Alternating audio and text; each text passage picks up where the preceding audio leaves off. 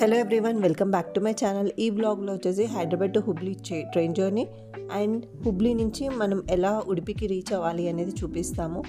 హుబ్లీ నుంచి మనం గోకర్ణకైనా మురుడేశ్వర్కైనా ఎలా అయినా కూడా సేమ్ అదే బస్ స్టాండ్లో మనం బస్సెస్ అనేది దొరుకుతాయి. సో కంప్లీట్గా బ్లాగ్ చూడండి.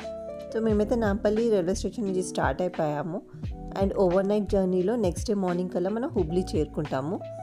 ఇక్కడ ఫుడ్ ఇవన్నీ అయితే మేము ఇంటి నుంచే క్యారీ చేసాము. హుబ్లీ రైల్వే స్టేషన్ అయితే చాలా బాగుంది. అసలు ప్రతి ఒక్క మాన్యుమెంట్ పిక్చర్స్ అక్కడ డిస్ప్లే చేసి ఉన్నాయన్నమాట. సో మేము డైరెక్ట్గా బస్ స్టాండ్కి వెళ్తున్నాం కాబట్టి జర్నీ ఎక్కువ కాబట్టి అక్కడే వెయిటింగ్ హాల్లో ఫ్రెష్ అప్ అయిపోయాం.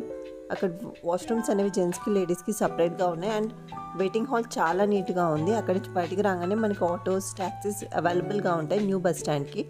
సో మనకి Udupi Murudeshwar Gokarna buses new bus స్టాండ్లో దొరుకుతాయి. ఇక్కడ మేము బస్ స్టాండ్లో హోటల్లో బ్రేక్ఫాస్ట్ చేసేసి ఉడిపి బస్కి అయితే వెళ్ళిపోయామన్నమాట.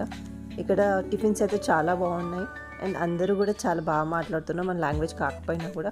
ఎందుకంటే రెగ్యులర్గా మన తెలుగు స్టేట్స్ నుంచి చాలామంది వస్తుంటారు. సో ఇక్కడ మేమైతే ఫస్ట్ 5 hours జర్నీ అనుకున్నాం కానీ మాకు 6 to 7 hours జర్నీ పట్టింది. సో రోడ్స్ అయితే అస్సలు బాగాలేవు. కొంచెం ట్రావెల్ చేయలేని వాళ్ళు మాత్రం అవాయిడ్ చేయడమే బెటర్ అని చెప్తాను. ఇంకో అదర్ మీన్స్ ఆఫ్ ట్రాన్స్పోర్ట్ చూసుకోండి. అస్సలు రోడ్ అయితే అస్సలు బాగాలేదు.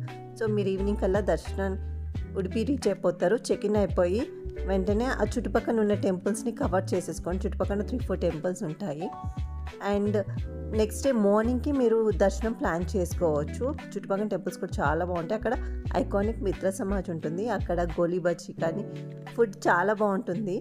సో మీరు అక్కడ ట్రై చేయొచ్చు. ఫుడ్కి ఎటువంటి ప్రాబ్లం లేదు, మంచిగా అథెంటిక్గా ఉంటుంది ఫుడ్ అండ్ ప్రైస్ కూడా చాలా రీజనబుల్గా ఉంటుంది. బయటతో పోలిస్తే అస్సలు కమర్షియల్ కాదు ఉడిపి. మీరు చూస్తే అర్థమైపోతుంది, మీరు ఫీల్ అవ్వచ్చు. కమర్షియల్గా అస్సలు అనిపించదు. సో నెక్స్ట్ డే మార్నింగ్ మీరు దర్శనం చేసుకున్నాక డే 2 ఐటినరీ కోసం సబ్స్క్రైబ్ చేసుకోండి. నెక్స్ట్ వీడియోలో కలుద్దాం.